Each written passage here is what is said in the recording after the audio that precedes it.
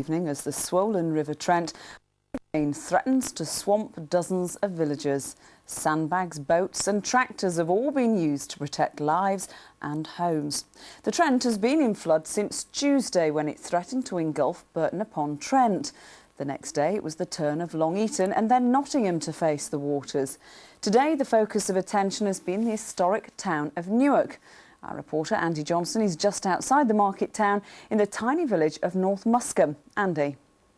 Thanks very much, Lisa. Yes, can you believe I'm actually in the beer garden here of the Muskham ferry just outside Newark, and that behind me should be the children's play area, and beyond that you can see the boats. That's where the river should be, but because the Trent is actually running at the moment on average 17 times higher than its normal level in the Newark area, this village and many others are experiencing their worst floods for the past 23 years.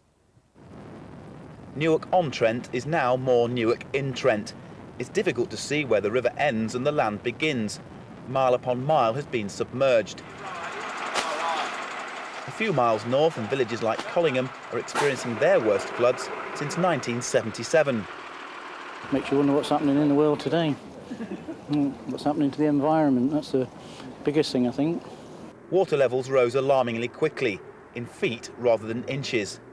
The only consolation for people who think it's bad today is that it has been a lot worse.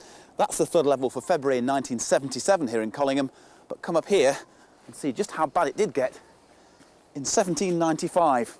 And what a difference a day makes. You can see how far the river's come up now. This is the worst it's been here in Collingham for nearly 25 years. People living right by the river were expecting the worst yesterday, and by this morning they'd got it. This was the only way to get home. And so you've had to buy a second boat.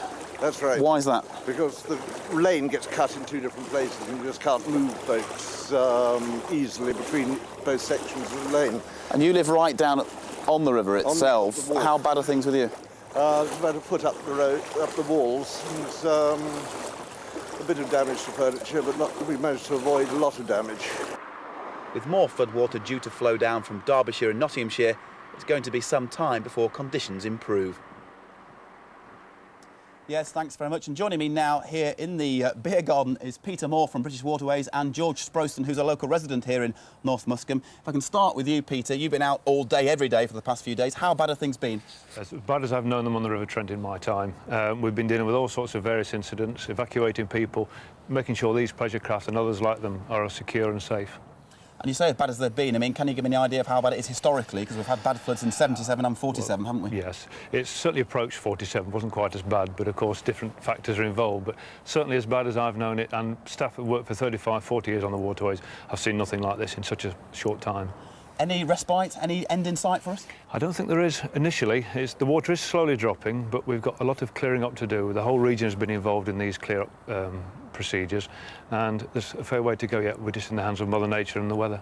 Well, George, you've lived here in Muskham for, what, the past 20 years? I mean, have you seen it as bad as this before? Never. I've never seen it this bad before. Some of the local residents tell me 47, the water got into the ferry itself, and last night it actually just sipped through the bottom of the door, but I've seen it along the path, but I've never seen it up this far before, ever. No. Now, you live literally about 500 yards from here. I think your house has been OK, hasn't it? But what have other people been suffering? Well, Mackley's Lane, the residents there have been suffering. The drains haven't been able to take the water away, and that's been blocked off. And there's been a fire engine there for the last 2 days, I think, pumping water away. And one of the locals, Alan Talbot, his bungalow just up the way here, that was flooded last night, and he's had a lot of problems. And how have people felt about the way it's been dealt with by the authorities? I think the people in general got a lot of sympathy for the authorities. I think floods like this are just so severe that they're doing all they can to help us out. Very briefly, George, the only advantage is you're right next to a pub, I suppose. Well, hopefully it'll rise right up to the door tonight and we'll all be locked in. Well, gentlemen, thanks very much for joining us tonight. As we say, if it gets worse in Derbyshire and Nottinghamshire, then things could stay pretty bad here in Newark. Fingers crossed it might have peaked now, but of course we'll give you the latest information as soon as we get it. For now, it's back to you in the studio.